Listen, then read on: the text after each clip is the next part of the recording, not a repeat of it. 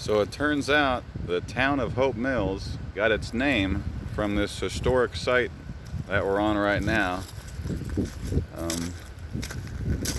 don't know all the information, but there used to be two buildings, one right here, over here on this side, and one over there. And we're basically searching for the foundation. Buried probably about anywhere from 6 to 3 feet, 6 inches down to 3 feet down. But we're just doing some excavating and digging, and then the guys come in there with the trowels and their archaeology tools, and they got all the different sites. They've already have it all mapped out where they're going to be digging. Like here's one over here.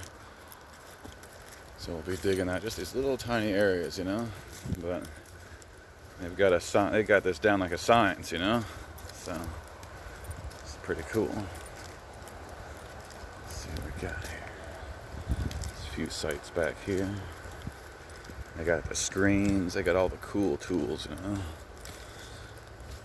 You can get some raptor claws.